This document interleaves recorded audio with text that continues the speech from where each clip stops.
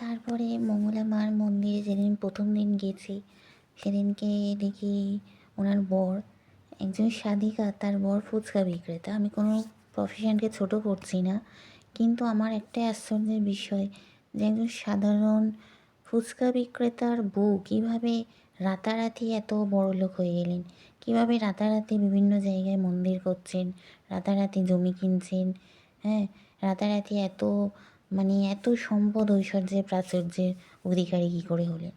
তো এটা পরে প্রশ্ন।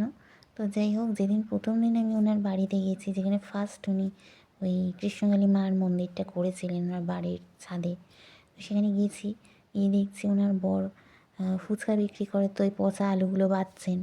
তো নিচে অনেক অজস্র ভক্তের চটি টটি রাখা। আমাদের বললো ছাদে উঠে যাও, ছাদে উঠে গেলেন। ছাদে উঠে গিয়ে দেখি কার শেড দেওয়া ছাদটা, তো ওখানে ভক্তমণ্ডলী সব বসে আছেন। এবং তার কিছুক্ষণ বাদে মা কোথায়, মা কোথায়, মা এলেন। খেয়ে দিয়ে একদম রিল্যাক্স করে একদম মালা টালা পরে মা সেজে হাতে ত্রিশূল হাতে এসে ছোট্ট ওই ছাদের ওপর ছোট্ট একটা মন্দিরের মধ্যে দুটি শ্যামা প্রতিমা, একটি নাকি পাথরের, কেউ নাকি সেটা দান করেছিল না কী করেছিল আমি জানি না সঠিক, আর একটি তার সাইডে রাখা কালী প্রতিমা, সেটা নাকি মাটির। তো যাই হোক, তো দেখছি কেউ ওনাকে মালা পরিয়ে দিচ্ছে, মঙ্গলা করাকে কেউ মা করছে, কেউ এত এত জিনিস দিচ্ছে, কেউ পায়ে আলতা পরিয়ে দিচ্ছে। তো যাই হোক, এইসব বিভিন্ন ভণ্ডামি। তারপরে আমরা ভক্তরা লাইন দিয়ে দাঁড়ালাম। তো উনি বলছে যে সমস্যা সবার শুনছেই না, হ্যাঁ করে ঘাড় নাড়ছে, এবং মানুষকে শুধুই মাথায় ত্রিশূলটা ঠেকিয়ে দিচ্ছে, আর একটা করে শুকনো কি টাটকা জবা ফুল ধরিয়ে দিয়েছে, যাও চলে যাও। তো আর কিছু মেকি কথা ওনার আগের থেকে রেডি করা থাকে, যেমন এই জ্যোতিষীরা যেরকম করে, যে কোনো ডাক্তারের কাছে যান, আপনি যান, বলবে যে আপনার পেট খারাপ হয়েছে, তার মানে আপনি এসো এই ওষুধ খান, সেই রকম আর কি কথা রেডি আছে ওনার মুখে। তো যাই হোক, আমি আর মা গেলাম। তো আমার মাকেও সেরকম একটা মেকি একটা ডায়লগ দিয়ে দিলেন, তোমার মাথায় এই জটাটা বহুদিনের, তাই না? তো আমার মার মাথায় একটু একটা জটা মতো হয়েছে, তো সেটা নিয়ে বললেন বহুদিনে। তো মা বললো হ্যাঁ। তো এইরকম আর কি, কিছুক্ষণের জন্য আপনার যাতে মনে হয় যে আপনি সঠিক জায়গায় এসেছেন, বা উনি অনেক ধর্ম আধ্যাত্মিক জগতে অনেক কিছু জানেন, হ্যাঁ, ঈশ্বরের প্রতিনিধি, এরকম কিছু এমন উল্টাপ্পি ঝেড়ে দেবেন যাতে মনে হবে যে উনি বিশাল ক্ষমতার অধিকারী। হ্যাঁ, তো তারপরে দেখুন, যে কোনো আধ্যাত্মিক বা যে কোনো জ্যোতিষী বিচার যেখানেই আপনি যাবেন, আপনাকে তো মাদুলি, তাবিজ, কবচ বা কোনো জল পড়া বা যেগুলো আমরা পেয়েছি বিভিন্ন জায়গায় গিয়ে, সেগুলো দেবে, আপনার সমস্যা শুনবে, তো আপনাকে ধৈর্য ধরে বসতে বলবে, বা কিছু তো একটা আপনাকে দেবে। এখানে ওসব কিচ্ছু বালাই দেখলাম না, শুধু ত্রিশূল ঠেকিয়ে দিচ্ছে, একটি করে জবা ফুল ধরিয়ে দিয়ে মানুষের থেকে গাদা গাদা জিনিস, টাকা পয়সা, এটা ওটা হেন তেন দ্রব্য সামগ্রী নিয়ে নিচ্ছে। তো আমরাও সেরকম নিয়ে বেরিয়ে গেলাম। তো বেরোনোর সময় এক আশ্চর্য ঘটনা। তো এক টোটোর দাদা, উনি তখন বললেন যে এনার অনেক হিস্ট্রি আছে। উনি কী হিস্ট্রি? তো তখন বলছে, উনি ছবিও দেখালেন যে এই দেখুন, ইনি আগে নাকি একটা ব্যাংকে কাজ করতেন, যে সাধকের কাছে আপনি গিয়েছিলেন মঙ্গলা করা। আমি সে কী বলছেন? অনেকেই বলছে ব্যাংক না, ওটা চিট ফান্ড।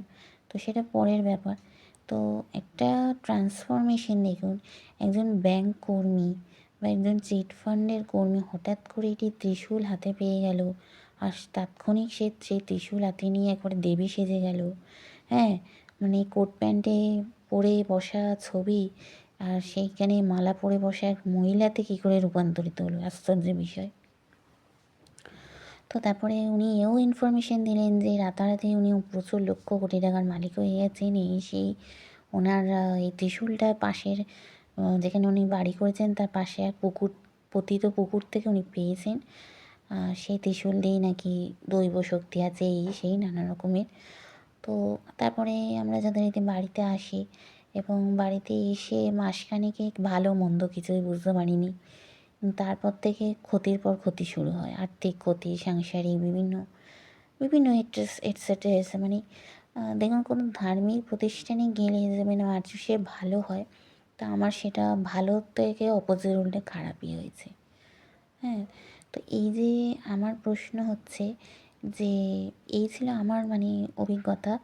নেক্সট ভিডিওতে আমি বলবো যে কেন উনি ভণ্ড আর কীভাবে এই যে ভণ্ডামিটা করছে, আর কেন আপনারা এইসব ভণ্ড জায়গায় যাবেন না সেটা আপনাদের আমি সতর্ক করব।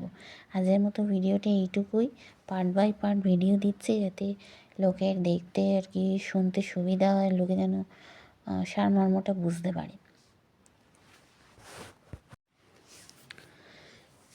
তো এই মঙ্গলা কোড়া দেখুন, ওনার কাছে যে ত্রিশূলটা, দেখুন ত্রিশূল তো বিভিন্ন মন্দিরে বিভিন্ন জায়গায় বিভিন্ন ধর্মীয় প্রতিষ্ঠানে আছে, কিন্তু কোনো দিন কোনো জায়গায় আপনারা দেখেছেন যে সেই ত্রিশূলটা ভগবানের পাশ থেকে সরিয়ে নিয়ে সেই ত্রিশূল ঠেকাচ্ছে, বা যে মানে যত যত যাত্রার গায়ে ছড়িয়ে দিচ্ছে, বা আপনি এই অন্ন খেয়ে আছেন না এঁটো কাটা খেয়ে আছেন না কি পরিস্থিতিতে আছেন, হ্যাঁ, কোনো মহিলার রজবৃত্তি হয়েছে কি না সেই অবস্থাতেও তাকে ঠেকিয়ে দিচ্ছে কি না সেই ত্রিশূলটা।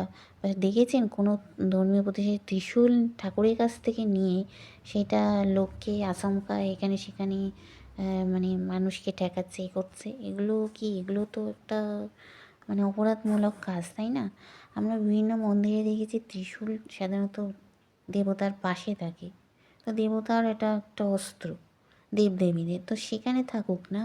সেই ত্রিশূলটাকে তুমি কেন মঙ্গলা করে, তুমি একজন সাধারণ মানুষ হয়ে সেই ত্রিশূলটাকে তুমি কেন অপব্যবহার করছো? আর স্বপ্নাদেশে পেয়েছো, কী করে স্বপ্নাদেশে পেলে ভাই? আমরা তো শুনেছি তুমি এই ত্রিশূলটা ওইখানকার এক বাসিন্দা বলেছিল তোমার যেখানে বাড়ি করেছিলে সেই বাড়ির পাশে এক পুকুর থেকে তুমি পেয়েছিলে, তাই না?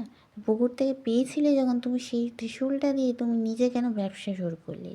ত্রিশূলটাকে তুমি যাদের বাড়ি যাদের জমিটা ছিল সে তাদেরকেই তুমি ফেরত দিয়ে দিতে পারতে, বা কোনো মন্দিরে বা কোনো জায়গায় দিয়ে দিতে পারতে। তো যাই হোক, এটা পরের ব্যাপার। তারপরে আমি অনেক ভিডিওতে দেখেছি উনি যজ্ঞ অগ্নিকুণ্ডতে মানে যে অগ্নিদেবতাকে ডিঙাচ্ছেন, বা পায়েস বা অপরাহ্ন নিজে খাচ্ছে, কালী ঠাকুরকে খাইয়ে দিচ্ছে। আরে ভগবানকে খাওয়ানোর ক্ষমতা কি তোমার আছে? তুমি আবার বলছো তুমি রামকৃষ্ণ ঠাকুরের মতো মহাপুরুষ। 84 লক্ষ জনই জন্ম নিয়েও তুমি ওনার মতো হতে পারবে না, কারণ উনি একজন ভগবানের অংশ আর তুমি সাধারণ একজন মানুষ, ঠিক আছে? তো তুমি পায়েসটা না খাওয়ালেও ভগবান খাবেন। ভগবান সবার হাত থেকেই খান, বায়ু মাধ্যমে সেবন করেন। এইসব মূর্খামিগুলো বন্ধ করো, এসব কুসংস্কার বন্ধ করো, হ্যাঁ? এসব ভণ্ডামি দেখিয়ে মানুষকে বেশি দিন আর বোকা বানাতে পারবে না।